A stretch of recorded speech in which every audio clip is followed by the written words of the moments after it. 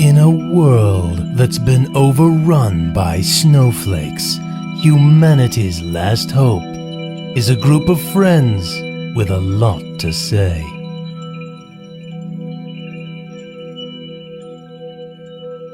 Hello, weary travellers. Welcome to the 5th week podcast. I am Charmed Dragons and I am hosting this madhouse today. Let's advance. Introduce yourself, Dark Matter.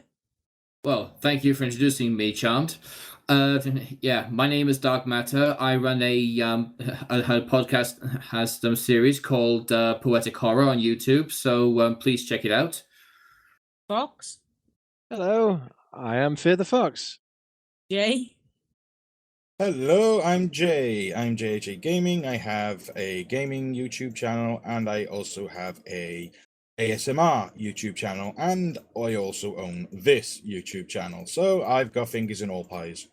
Get out of my pie. Follow me. Hi, I'm Ptolemy, and yeah, I'm just on board for this trouble. We do, in fact, have a guest with us today. If you would like to announce yourself. Hello, I'm Clubman98, and I used to do YouTube videos ages ago, and I'm just being a little guest that popped in for today's episode, and yeah. Glad to have you with us. Mm-hmm. Run. Fast. Yes, run very fast. Okay, so I'm going to bring up a fun one today for the first one. Chocolate. Should it be kept in the fridge, the cupboard, or wherever? Where do you guys keep your chocolate? In my belly. Mm-hmm. Okay, I should specify before it goes into your belly and into your mouth. Well, Where do you keep it? sometimes it doesn't actually make it to the cupboard, it always in the belly first. Yeah, that's often the case. I like to keep my chocolate in the freezer, but you can never tell whether the snapping is my teeth or the chocolate. Good God, and I thought Fox was bad. Fox keeps his chocolate in the fridge because he likes his chocolate hard, but personally, my teeth are a little bit more sensitive than that. So I personally, well, same as Cloudman. More often than not, it doesn't make it to either the cupboard or the freezer or the fridge because it ends up in my stomach. If I had to choose, it would go in a freezer or something. I have to agree with Jay, right? It does seem quite interesting, right, to put the chocolate in the freezer because when you think about it, right, a chocolate bar could last about 5-6 seconds depending on how fast you eat it. Mm-hmm. Yeah. Dude, how slow are you eating your chocolate? I don't. I like to take my frozen chocolate, snap it into long strips, and dunk it into my coffee. You can't do that with soft chocolate. It would instantly melt. Yeah, I like dunking chocolate into a hot drink. It basically turns your coffee into a mocha, basically. But then I also like dunking Fantastics into my coffee too. Yeah. I mean, if you keep dipping chocolate into hot chocolate and you drink it slowly enough, you can have an almost infinite cup of chocolate. Yeah. Now, depends on whether you got white chocolate or dark chocolate. Ugh, dark chocolate. Yeah. Okay, let's not be chocolate now. Or milk chocolate. Chocolatist. Yeah, well, But I like to dunk crunchies. that's Then you suck the chocolate off, both ends, put the crunchy into your coffee, and then suck the coffee through the crunchy. okay. Dark Matter, take note. She likes to suck yeah, off chocolate. No. Oh God, let's not start going down that route. But not body chocolate, because body chocolate is fake chocolate and it's horrible. The bloody hell is body chocolate? You smother your body in it and you let your partner lick it off. Honey dust is good. Oh God. I don't like that either. But I don't understand when people put whipped cream on their private bits and then have somebody lick it off. Ugh. You know, it's unhygienic. Really try explaining that to every boy you ever slept with. This is meant to be a fun topic. I did. It's you. Ugh. Hey, I can imagine. Yeah, I bet you can. Okay. Well, milk chocolate and white chocolate are the only two chocolates that I eat. Dark chocolate is just far too strong for me personally. Dark chocolate doesn't really have that much of a good taste. I would rather go for white chocolate myself. Yeah. Put in the fridge, Let it harden up a bit. That way, can actually either suck it or just bite it. Oh, pull a hood over your head, why don't you? Little pointy hat for you. Am I the only one that thinks that dark chocolate has a burny taste to it?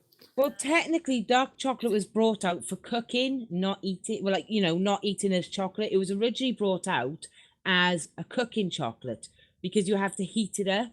So it's only when it's hot does it have a bit of a sweet taste. It's in with other things. Bourneville was originally brought out as a cooking chocolate. Wrong. Dark chocolate was originally brought out around the war because of the sugar rationing. Yeah. And the fact that they couldn't put as much sugar in the chocolate as they used to be able to make white or milk chocolate. So instead, they increased the amount of cacao powder in it, or cocoa powder, however you'd like to pronounce it, which is what gave it the darker color and the deeper flavor. That's what's confusing because everyone says cocoa powder, but cocoa powder used to be a bean. Yeah, It is a bean. it is a bean. You have to crush it up first. Yeah. Yeah, you grind it down into a powder. The same like a coffee bean. Although, in the last year or so, there's now a new type of chocolate, which is pink chocolate. Ugh. Has anybody? Yes, I've tried it. That's not new. That's not new. Yes, I have tried it as well. It's known as ruby chocolate. Yeah. That is not new. The pink. You never tried those, chocolate mouses? Yep. They're not Is it- chocolate though. They had white chocolate and then they had pink. Right, but they weren't chocolate, they were candy. Chocolate is candy. American candy. But in this case as well, ruby chocolate is actually naturally occurring. It's not white chocolate coloured pink.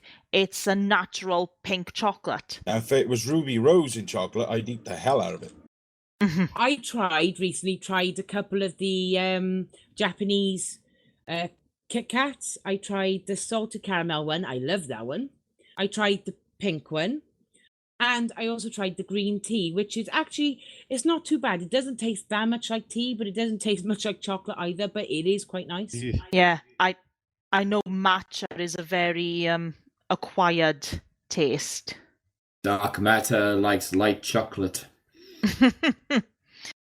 Yeah, I personally prefer white chocolate over the others.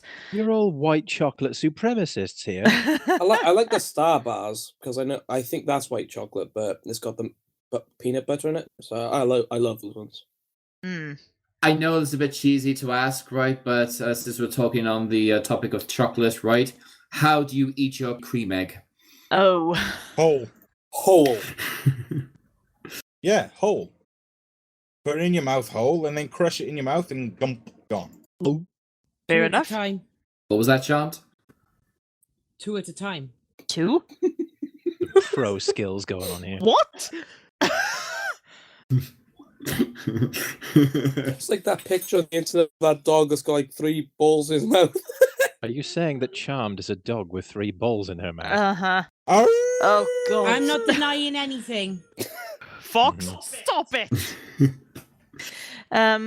Personally, this is going to sound a little gross. I bite mine in half and then basically scoop out some of the innards with my tongue and then consume the other half. That sounds downright creepy coming from my imagination. The word for a horror poet.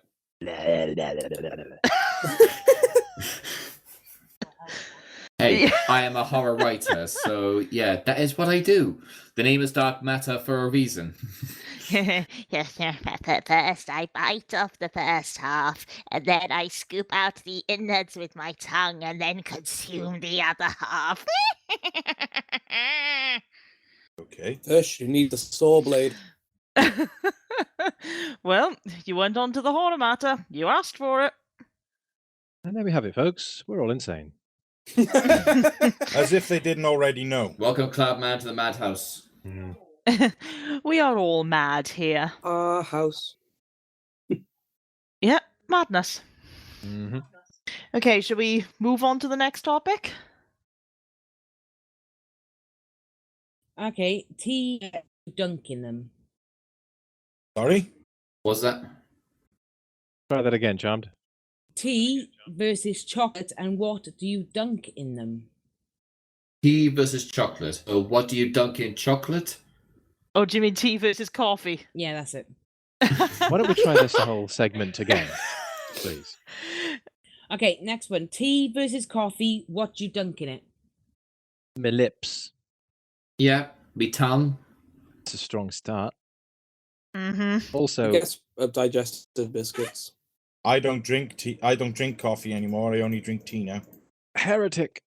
So what does that make me then, Fox? I'm a tea drinker. I can't stand coffee. See, I don't like tea or coffee, but I only drink coffee. I discovered years ago that I don't actually like the taste of coffee, which is why I have my coffee very weak, so I can't taste the coffee. Coffee flavored water and milk. I have tried tea with peanut butter before. That's weird. What? What? I mean, I suppose. What on earth possessed you to try that combo? Experimentation. The thing is, right, I found out that peanut butter was a little bit too thick to stir into your tea, so Uh-huh. Jesus! See, I like to have certain flavoured teas and put milk with them. Specialty brewed teas, I put milk with them. Even if they end up congealing, I'll still drink it. You're making me feel sick. Stop it. I've got a purple berry one, which I poured the milk in the other day, and it went a lavender colour, and I'm like drinking it, and then I realised there was big chunks of it in the bottom. Ugh. Mm-hmm. That's horrific. You see, I'm normal. I drink just tea. Yeah, same here. But I prefer coffee because I can dunk the apple flavoured pencils in there, Fantastics, chocolate. What did I dunk in there the other day? I can't remember. I'll say if I remember what it was. I don't bloody know, knowing you. Oh, polony sausage. What? What? Excuse me while I go and throw up. Polony sausage. You know, the little red sausages.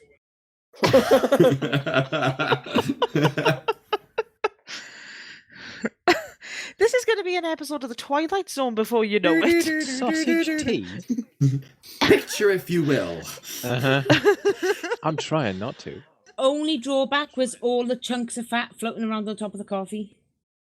See, when you said polony sausage, I didn't envisage that you were putting in, like, the cooked, congealed fat of a sausage into your tea. Yes, I was. I peeled off the red wrapper and I stuck it in. We're still talking about tea, right? In the cup, in the cup, in the cup, in the Oh, cup. God. Yeah, yes, we are. I did No, mistake. I was talking about coffee. Oh. I did mistake sugar for salt once, so I basically had a cup of jar. So Mistakes were made. I've put brown sugar in tea before. that's not very nice. It has no taste. Yeah, but that's not too bad. At least she's not putting polony sausages in it. Uh-huh. Or black pudding. Oh, for What? Christ's sake, John. I accidentally dropped that in there, but it didn't taste too bad. Oh, Lord. I don't know what to say. Well, I like three sugars and a bit in mine. Sometimes I'll go for 4. Diabetic much? It's the insulin crew. uh-huh. On the topic of mistaking sugar for salt, I know my mother once told me that my grandmother once made her a cup of blackcurrant squash, but when she took a sip, it basically got sprayed all over the wall due to its vile taste, and my grandmother thought, what'd she do that for? So she went back to the cupboard, and in the cupboard next to the blackcurrant squash was the vinegar. Oh, no. So my mother was given a drink of vinegar and water. Oops. Whoop. Yep. Well, it's gonna clean its insides out, that's for sure. I don't know whether it made it that far, Charmed. If you can drink it, I mean, vinegar is really, really bitter. So Uh-huh. if anything, it'll probably make you feel sick if you swallowed it. But I actually know somebody who does sip vinegar because according to them, it's a good way of cleaning out, like detoxing. It's a good way of making you projectile vomit, I know that. A good way of polishing furniture, but it's not going to lick it. It's a good way of cleaning grandma's old rings. one of the worst things I've ever drunk is that diarrhea medication, Diorolite. Now that is vile. I know it was supposed to be good for putting all the, the fluids and the nutrients back into your body, but it did taste like you were drinking something akin to vinegar. It was horrendous. Bicarbonate soda. Possibly. I do like a bit. I do like a bit. I do like a bit of shortbread in my on my tea. Just being a little bit serious here. Mm-hmm. But I know a friend of mine, one day brought a flask of tea to work with him, and he was like, "This doesn't taste right. Taste this." And he was getting people to taste it. They were like, "Yeah, that's not right. The milk's gone off." And then the following day, he let us know the milk wasn't gone off. He'd accidentally put the baby's express breast milk into his cup of tea. Oh, okay. But then again, you can get breast milk ice cream, which is Creepy. Horrifying. unusual. Yeah. But you can make your own as well. Thank you, Cham. Yeah. Let's not go into that. But personally, I like to dunk any type of biscuit into my tea, whether it's straight with no extras on it, like a digestive biscuit, or whether it's a full-on chocolate covered biscuit. I dunk anything in my tea. I do if I have biscuits within reach. And biscuit wise, I have a couple of favourites for dunking into coffee and tea. Chocolate Oaties, Mm-hmm. ginger nuts, Jaffa cakes. I remember something a while back from the Great British Bake Off. It was before it transferred over to Channel 4, where Paul Hollywood dunked his Jaffa cake into his cup of tea, and Mary Berry just looked at him god awful, like to say, "We don't do that where I come from." And I remember it created a massive debate nationwide. Over the fact this is a biscuit or a cake. Well, not just that, moreover the fact of who dunks Jaffa cakes into a cup of tea. Me. I think I do. I think they would have a field day with Charmed. So yeah. I like to leave my Jaffa cakes in the tin until they go hard and then dunk them. So you like stale Jaffa cakes? Oh, trust me, I'll eat Jaffa cakes. If they're in the house, they ain't in the house, if you get what I mean. Same with carrot cake. If you leave a carrot cake in my house, don't expect it to still be there. It's not a cake if it's got a fucking vegetable in it. You're a fucking vegetable. There's well, there are such things as vegetable cakes, but No, there's not. Denial and therapy. but yeah, it does just genuinely depend on your personal view of them, really. Next question. Yes. Okay. If you reckon a vegetable shouldn't be in a cake, what about a banana? Because technically, it's not A really. banana's a fruit. So am I, but I'm not in a cake. I've lost track of the thread. What were we talking about? Oh, pumpkin pie. That's a possible episode title there. With your mental capacity, you probably are a vegetable. A zucchini. Spud. He knows us so well. I heard you mention pumpkin pie, Charmed. Some people reckon it's savoury, some people reckon it's sweet. It's fucking disgusting. I don't like it either. Depends on what you put in it. I mean, I've only tried pumpkin. I'd assume pumpkin. I've only tried pumpkin pie once, right? But it had cinnamon in it. It tasted really nice. I personally love pumpkin pie. When you put things like cinnamon or ginger or anything, it becomes a savor. It becomes a sweet. But when it's not got anything like that in it, over in America, that's known as a savoury dish. You put ginger in it around me, it becomes deadly. Mm-hmm. Well, yeah, it would do the same thing if you put aniseed in it for me. Well, pumpkin is technically a vegetable, but again, it all depends on your personal tastes. Like, some people will prefer it a little savoury, others, like me, will prefer it a little sweeter. And it totally depends on how you sweeten it. think we're missing the most important issue of pumpkin pie, which is it's pie, not cake. Yeah, true. Yeah. And pies can be sweet or savoury. If a food has seeds in it, right? Just going on from what Ptolemy was saying about a pumpkin being a vegetable. Technically, it's a vegetable, but basically any kind of vegetable that has seeds in it is pretty much considered a fruit. That being a cucumber, tomato. Well, But Fox, you just said that a pumpkin pie is a pie, but a fanny pan, that is almond. What? do you mean frangipan? That's it. I'm like a rabbit in headlights here. They are considered a biscuit, not a cake, even though they're cake based. Oh god, I'm still laughing from fanny pan.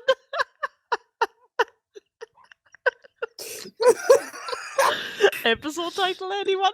I imagine that after all this endorsement, we'll probably have to put up an address or a postal address for all of the McVitie's products to arrive, because we seem to have endorsed every single one of them at this point. We never mentioned the Jaffa cakes. Yeah. Yes, We never mentioned who made them, by the way. Yeah, we don't do product placement, by the way, listeners. Sponsor us! Okay, shall we move forward before we dig ourselves any more deeper? I think we are literally near the core right now. Yes, please. Yes, Thought it was getting warm. please. Okay. Right. Differences between intolerances and allergies. So a little bit of a serious one, because a lot of people do not know the difference between an intolerance, a reaction intolerance, and an allergy. Okay, could you give us a definition of intolerance and an allergy, please? An allergy is, I'm allergic to shellfish. If I touch it, my throat will close up and I'll have to go to the hospital and I could die. And I'm intolerant to milk. I'm intolerant to the French. So you're lactose intolerant. So basically, No. So basically, what you're saying is that you can, with an intolerance, you can have them, right? But it will have bad side effects, right? With an allergy, right? If you have something that you're allergic to, right, that could be life-threatening. Yeah. Well, with an intolerance, I say, for instance, well, I can't eat pork. If I eat pork, I get really bad, stinky flatulence that lasts for days. TMI. Unfortunately, several members of my family found that out in a caravan. Uh-oh. Mm-hmm. Yes, pork. Despite the nickname you've been given, pork does not agree with you. I wonder why. Ew. Right, well, this is a definition I've taken from a general search from the internet. A true food allergy causes an immune system reaction that affects numerous organs in the body. Yep. It can cause a range of symptoms. In some cases, an allergic food reaction can be severe or life-threatening. In contrast, food intolerance symptoms are generally less serious and often limited to digestive problems. Yeah, so basically everything that's just been explained. Yeah. Yeah. Well, a reactive intolerance, for me, like aniseed or pepper, causes me to struggle to breathe and end up coming out in blisters on my face. Yeah, I seem to have an intolerance to pizza, but yeah, I still eat it. I have an Yes. intolerance to milk, but I still drink it. Hang on. I've just got to be near a toilet. I need to go over this pizza thing. Intolerance to pizza? Isn't pizza just bread? It all depends on what's on it, I suppose. I mean, I like a good margarita pizza, right, with some pineapple chunks on it. And yes, Fox, I'm sorry to say this, right, but yeah, I do like fruit on my pizza. You're not even human. Well, that's another debate in itself, whether whether pineapple or any sort of fruit belongs on a pizza. So I like pineapple and ham pizza. So you like the Hawaiian, basically. But another reactive intolerance is like if you come into contact with something and your skin turns a different color, like nylon will turn my arms like a purple color. What is it with this episode and skin color? And smells like my skin is burning. I have a good example of reactive intolerance. I get a reactive intolerance every time a human being comes towards me because I go red. No, you're just a dick. I do have an intolerance, right, to like cheap flavored ice lollies because every time I finish with one, right, my tongue goes a different color. Yep. No, that's just because they're coloured. That's the point. Jesus Christ. It was also coloured. Come on, get in my boat and roll with me here. I like the blue ones because once I finished eating it, it looks like I sucked off a Smurf. Jesus Christ. And all of a sudden, we're now 18 rated. I hope you didn't want to monetize this issue. What's monetizing? Well, we are definitely a lot more relaxed than some of our previous episodes. I could say that for a fact. What does this yellow dollar sign mean? well, I'm a bit of an odd one in regards to intolerances and allergies. I used to have an allergy to strawberries as a child, but now I can eat them fine. So I'm not, and it wasn't an intolerance. I actually, used to come out in a severe rash from eating strawberries. Yeah, that is it's quite a common reaction when it comes to eating strawberries. But now I can eat them no problem. So... I can explain that. Every 8 years, your body changes. So stuff you couldn't eat before, you can eat now, and you'll find in the next 8 years, you'll suddenly have the same reaction to something you've been able to eat for years. Because every few years, your body changes. Might explain why I suddenly went off a Clays. I used to love a Clays, but I just bit into one day, and all of a sudden I just went off them. Yeah, because your taste buds change as well. Eclairs just melt in my mouth. There's literally nothing there. It's just all puffed up pastry and very hollow cream. Yeah. See, I like the choux pastry, the big round one with the chocolate inside. The only trouble is, I never bite it. I just shove the entire thing straight in my gob. Are you on about profiteroles? No, choux bun. Oh. It's a big, thick, round bun. Show pastry. That's it. No, yeah, choux. That's how it's pronounced. Choux. I did try a custard slice challenge once. Basically, the challenge was, right, that you had to eat a custard slice without it spilling all over the place. Okay. So, when you bite into a custard slice, right, the contents, kind of splurge out around the sides? Yep. Nope. Because I do it differently. Of course you would. It's like watching a sword swallower in his house. Opening your head like a flip-top bin and devouring it in one go is not the aim of the game. No. I take the icing off the top first, and then eat that, and then eat the rest of it like a sausage roll. Okay. And how do you eat your sausage rolls? In one. Whole, straight down the hatch, no gag reflex. Yep. Sword swallowing. Oh, like a girl. Mine. Mine. I have this this good technique, right? I'd just unlocking my jaw whenever I have to eat a big portion. Mm-hmm. So you're a snake. Yeah, basically.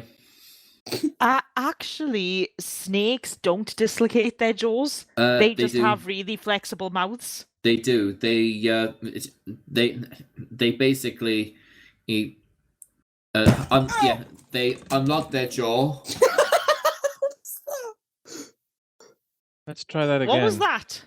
I think. Fuck! I just headbutted my desk. I was about to say.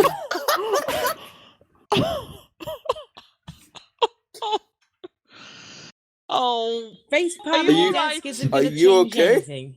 Yeah, I'm okay. My fucking computer chair finally gave up the ghost. This podcast is now officially a smash hit.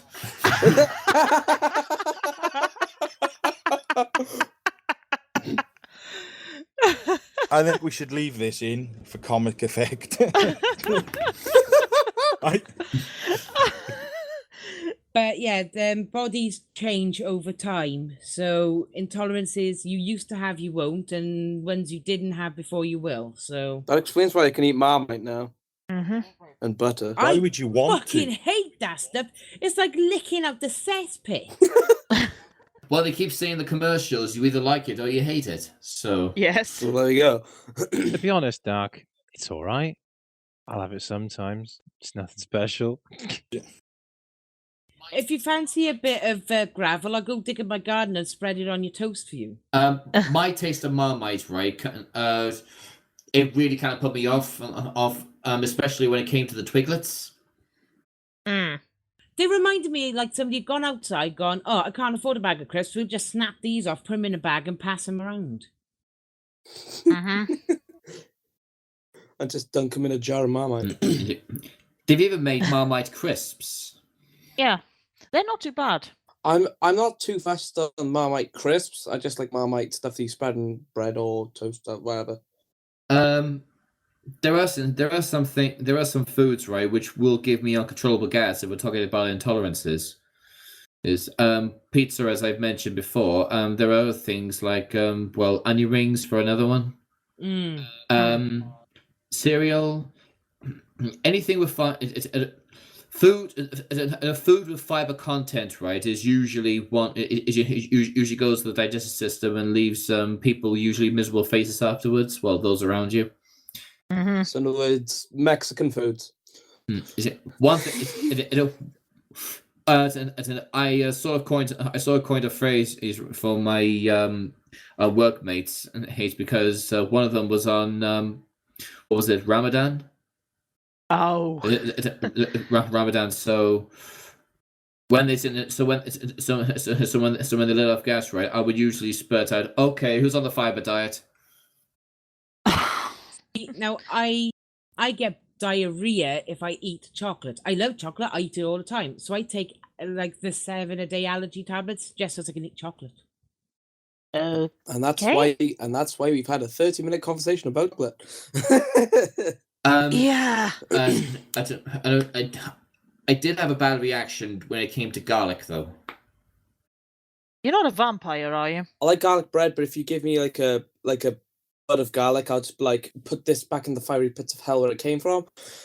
I don't know. I hang out with vampires a lot, so a lot of bloodsuckers. That's true. Darkula. Yeah. With all the sucking and licking and sausages in this episode, I feel like we're in some kind of glory hole audition. Yes, I think it's time to go on to the next topic. So, a serious Yes. one. Littering fines. The discrepancies between different places. I know that the council sets the prices, but some of the prices of littering against other more serious offences is ridiculous. For instance, throwing a cigarette end on the floor can cost you from £50 to £150, depending on where you live. But dog poo fine, your dog can take a crap on the floor, and if you don't pick it up, it's £50 to £80. If it goes to court, you could pay £1,000. If the fag end goes to court, it could cost you £2,500. How is that fair when a fag end can't kill someone, but dog crap can? Can anybody explain that? For all our American friends who may be listening, when we say fag end, we aren't being derogative. We mean cigarettes. That's what we call them in Britain. Glory hole audition. Well, I was reading up something on this topic earlier, and sometimes the fines can be related to how long the mess takes to disintegrate naturally. So, Yeah, like in it takes something like 1,000 years. yeah, like in the case of dog mess, if it goes through rain, it basically it'll absorb the water and it'll just disappear within about a week or two and just go into the drain. Cigarette ends, they can, and this is according to our local council website, they can take up to 15 years to disintegrate. All right, agreed. But the point is that you could step on a cigarette end and go, oh, never mind. You step in dog shit, you're going to walk it through your house, you're going to walk it through your car, public transport. it's far worse for that to be left on the floor than a cigarette end. You know, my local area, I actually, and I'll admit this, I got done for dropping a cigarette end into a storm drain that had 1,000 other cigarettes in it, but doesn't actually go anywhere, and I ended up being charged £100. Yet someone I know did it down in Saundersfoot, although it turns out it wasn't him, it was already on the floor, but the officer swears it was him, £75. So there's discrepancies between each different county to start with. I mean, the major issue is that wherever you put it, you're polluting. You're not only, you could be polluting the ground, you could be polluting the water. If you chuck it down a storm drain, it's going to end up, it doesn't go nowhere. A storm drain would just fill up if it didn't go anywhere. So it has to go somewhere, and usually that's out to a river or out to the sea. So you are, in fact, polluting the sea. But normally I carry a little mobile ashtray with me. That day I just didn't have it on me. And I agree, littering is wrong. You shouldn't do it because, that's why the country looks like a tit pit, because there's rubbish everywhere. And I don't usually do it. I just caught, the one day I did it, I got caught. So I will say to all of you out there, don't throw them on the floor. Find your nearest bin, please. Well, it can be a case of there are some enforcement officers that they can go a little bit power hungry, because unfortunately there have been some cases, and again from an article I was reading earlier about this, there was an instance of a 75-year-old pensioner. Her shopping receipt dropped out of her bag, unbeknownst to her. And this enforcement officer jumped on her and said, "That's a fine." Now, touched her in any way or just approached her? Figuratively, I think.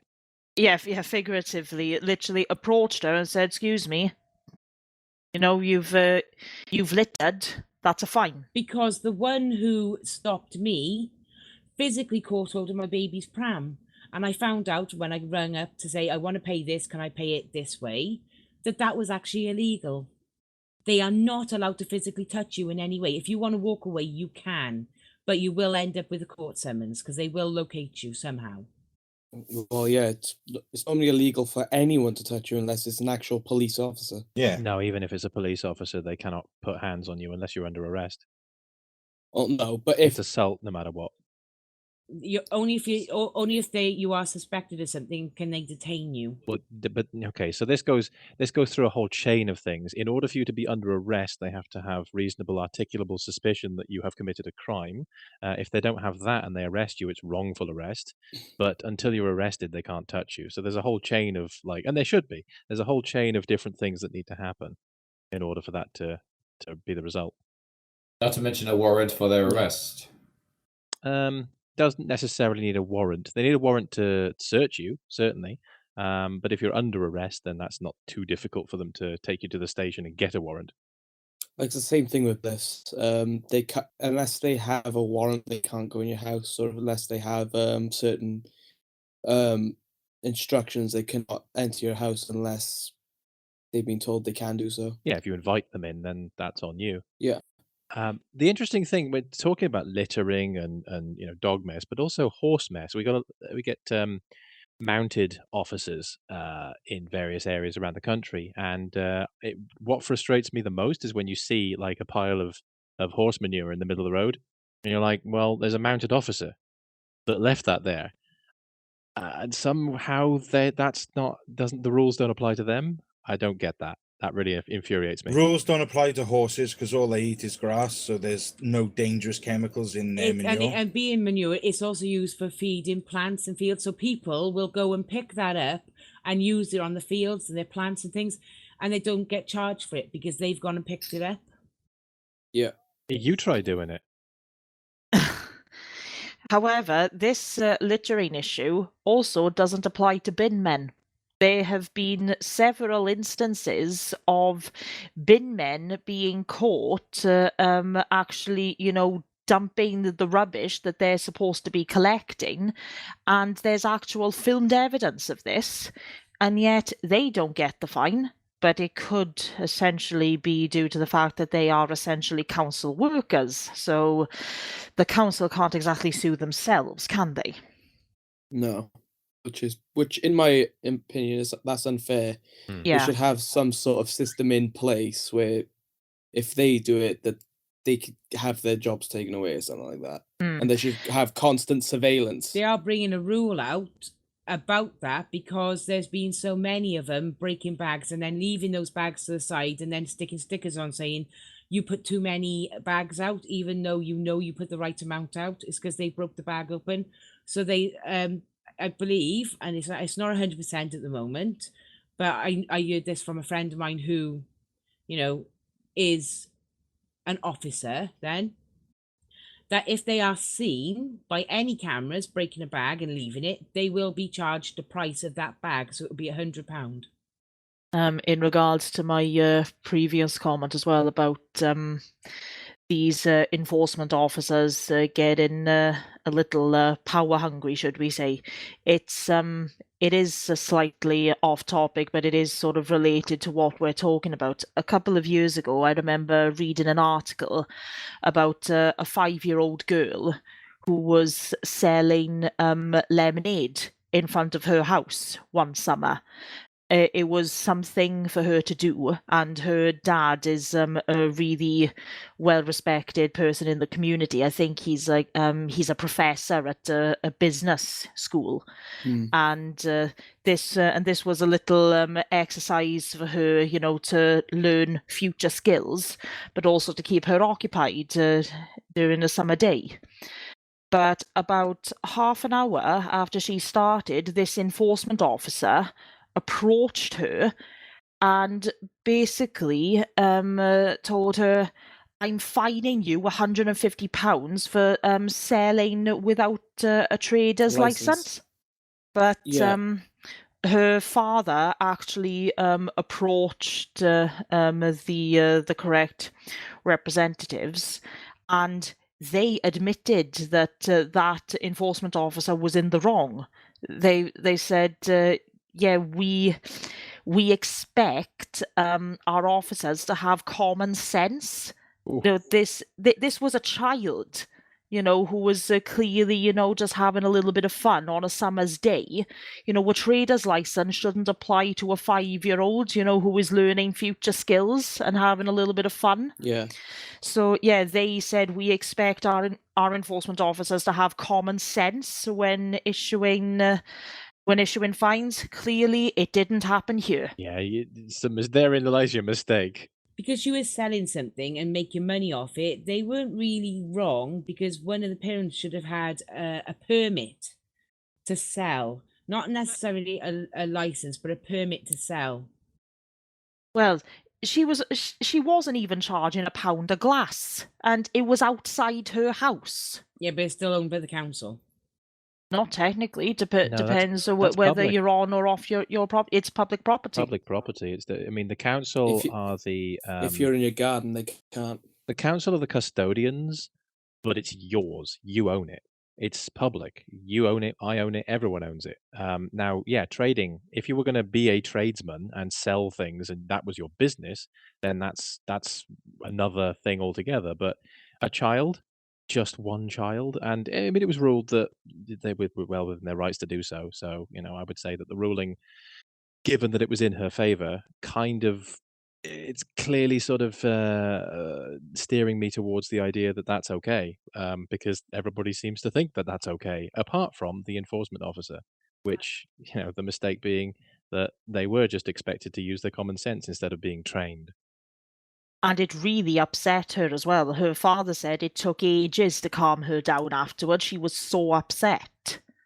A 5-year-old child, getting approached by somebody with whom she basically didn't have a foot to stand on, in the sense of how can she fight back against something like that? Yeah. She shouldn't have had cause to fight back against it in the first place. No. Clear case of overstretching their authority. Well, people who they go busking and begging on the streets. Mm. They need a permit to do that. Yeah. And again, I think that's wrong because half of them, It's actually illegal to be homeless in the UK. but half of them aren't. They'll drive up in a car, get out, get a plaque, get a dog, sit down. It's like, oh, I've got no money, blah blah, and then gather as much just money together off people, unsuspecting people, then get back in the car and drive home. A friend of mine had that happen to her in Cardiff. She saw a beggar, and she's a kind person, and she had £1 to spare, so she gave him £1 from her pocket, and he was all thankful, going, "Oh, thank you so much. This will allow me to get some, to get some food for myself." And she went wandering around for half an hour. And she then saw the exact same guy in a very sharp-looking suit with a woman in front of a jewelry shop looking at rings. Yeah. Same thing happened. It wasn't in this country though. It was in like America or something like that. It was on the news over in America. There was this a woman about in her 20s who was dressing up as an old woman who had been in a car accident, going around begging for money, crutches and everything, a black thing with like the hood that goes over the face, so they couldn't see how young she actually was. Balaclava. Yeah, no, not a balaclava, like what a grandmother would wear over their head. It's like a tea towel. Yeah, we know what you're talking about. And it's a headscarf. Yeah, that's it, headscarf. And she was walking around, and then they were watching her for 3 days, the news reporters, and they approached her because every time from 9 a.m. to about 4 p.m. she'd be doing it, and then she'd get into this like Rolls Royce 19 model, so brand new, and they would drive off, and then the next day she would come back out of this Rolls Royce, back in her suit, and start begging for more money in the exact same thing. And then when she was approached, she walked away, and they never saw her there again. Well, that's why dash cams are now a legal requirement in Russia, because there's been so many cases of people trying to, claim that they get run over by somebody's vehicle, whereas the dash cam shows the driver seeing this person running towards their car, clearly stopping in time. But the person still jumps onto the bonnet of the car and pretends to be knocked over.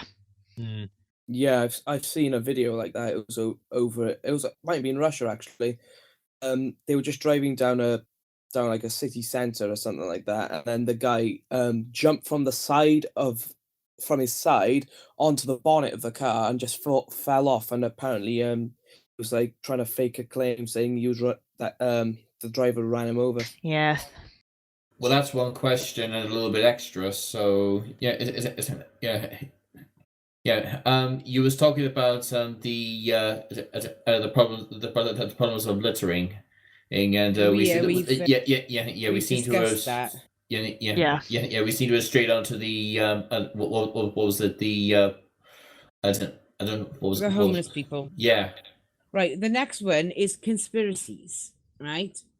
Now there is a lot of them. There's the World Trade Center, Titanic, Britannic, Oceanic. Sorry, I've got those wrong. But the Titanic and her sisters, JFK, Princess Diana, First Man on the Moon, and Jack the Ripper. Those are ones I could think of. These are all unsolved conspiracies. I mean, does anybody have any of their own favourites? Because my favourites are Titanic and her sisters and Jack the Ripper. Well, it's just a case of, is it just a pure case of it has been solved and people just refuse to believe it?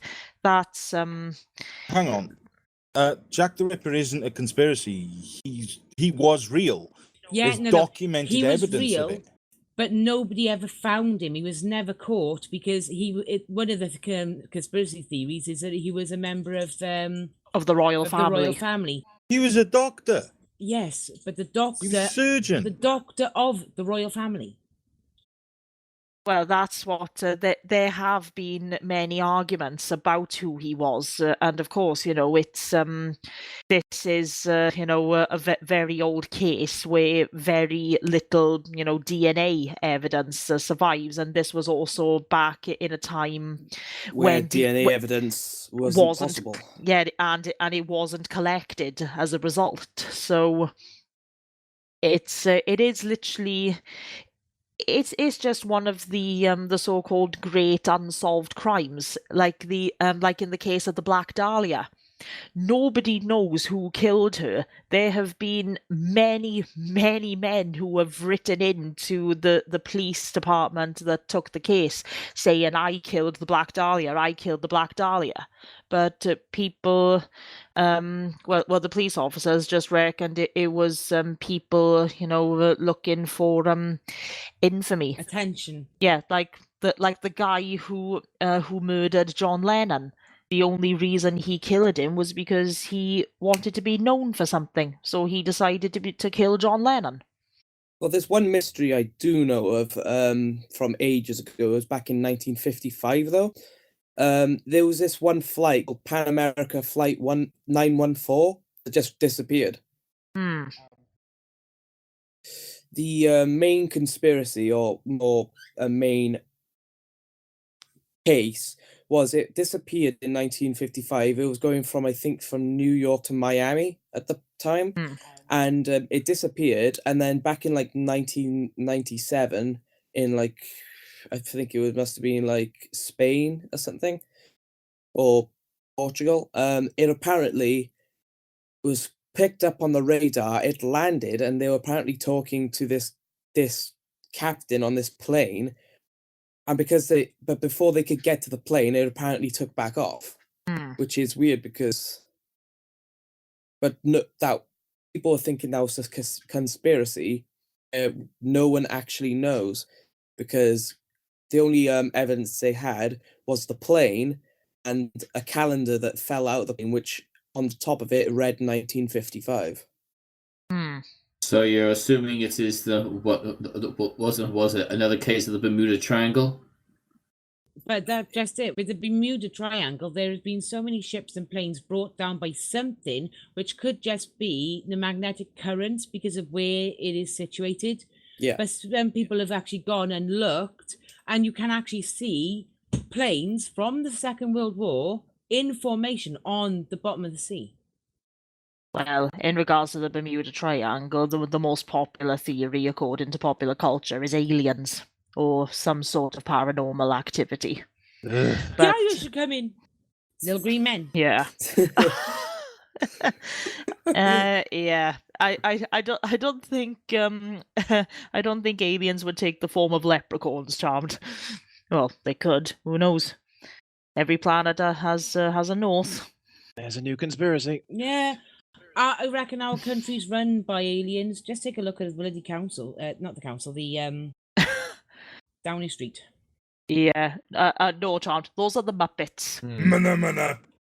They've all got someone's hand up their ass. They had intelligence. They had intelligence. Yeah, true. Oh God, can you imagine Cookie Monster as the Prime Minister? Cookies.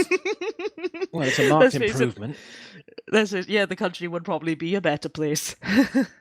They're not Muppets, they're more like Avenue Q. Oh God, yeah. We're not a million miles away. The internet is for porn. That's a brilliant song, and that's true. It's very true. Anyway, what I was saying, this plane was like a DC-4 or whatever it was called. Well, I know the pilot Amelia Earhart. She disappeared during a flight, and to this day nobody knows what happened to her. Like, somebody reckons they might have found out what happened to her, but it's as far as I know, it's still an open case. But like in the case of JFK, I know the most popular conspiracy is that it was the mafia, because nobody found the they said there was another shooter behind the grassy knoll who was never found. It was Lister. No, wasn't it JFK himself, actually? According Oh to yeah, that it was, episode. wasn't it? Yeah. That's right, my mistake. The really interesting thing on that one is that they did actually recover the brain, and it was put into some vault of like the most important things in American history. It was locked away in this vault, and years passed, and people were like, "Well, we want to analyze this. We want because we think that we have the technology now to be able to."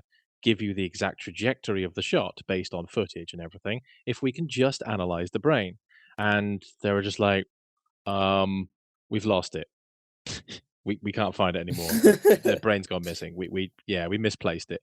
I just think, well, conspiracy theories come when usually when there's some kind of a cover up or a lie, and people have to fill in the gaps. It's like me when I'm trying to find my keys. I've lost it. It's not something you'll ever figure out. But like, yeah, you how do you misplace a brain of your president? The president's brain went missing. Yeah. Although, somebody else's brain did go missing. Damned. JFK. No, was it someone like Einstein? I think let me just double check this to make sure I've got it right. But somebody like Einstein, and actually according to this, it was Einstein. His brain was removed after death, but somebody, I think, actually tried to steal it to hold it for ransom. And I think they did. They did succeed in stealing it, but I don't know about the ransom. It was Really? yeah. Yeah, people genuinely do this. When people are that desperate for money, they will literally, literally grave rob, because it happened to Charlie Chaplin. Charlie Chaplin's body was dug up after he died and held for ransom. Come on, who steals Einstein's brain? Well, look at Burke and Hare. Burke and Hare were pinching bodies and selling them to the university as cadavers. Well, that was unfortunately that was a typical practice back in Victorian England, where it was back when they didn't question where the stuff was coming from. So they just they would say, "Oh, this is a patient that died at the hospital," whereas it was a stolen body from a graveyard. But they weren't just stealing bodies; they were killing people as well. So they had fresher bodies. When it comes to conspiracy theories, one must question about why would someone be so interested, right, in uncovering the truth of something that happened so many years ago?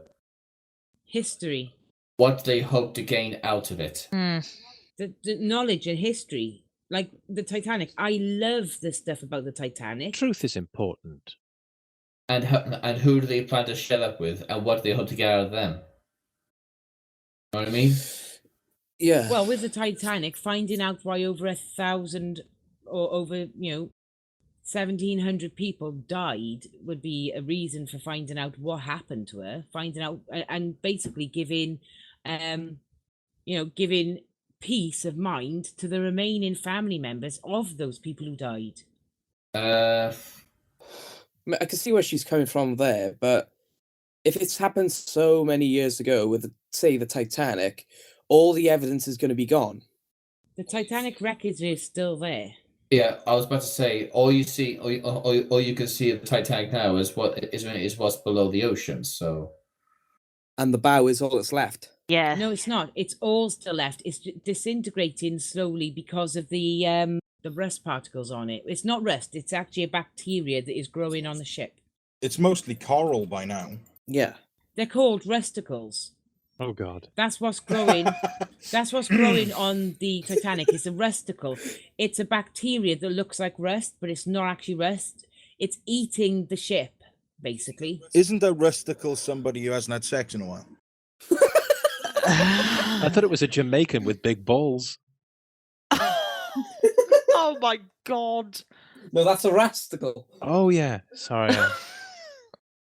Yeah. In regards to my previous comment, the person who stole Einstein's brain was the pathologist who removed it. I'm having that. I want it back. No, honestly, a resticle is a formation of icicles and stalactites, or whatever they call. The Stalactites. two ships that have sunk in the ocean that actually have these growing on them are the Titanic and the Bismarck. The Bismarck being one of the worst naval disasters with over 2,000 people dying. In relation to Jack the Ripper, however, I know that recently somebody wanted wanted an ancestor of his I can't remember the word, but where they're basically dug up, exhumed. That's it. Somebody in America wanted one of their ancestors exhumed to check whether he was Jack the Ripper, because there were theories of Jack the Ripper having gone over to America, and in America there was this guy called H.H. Holmes, where he created what became known as the Murder Castle. It was sort of a hotel where people would where people would come in to stay.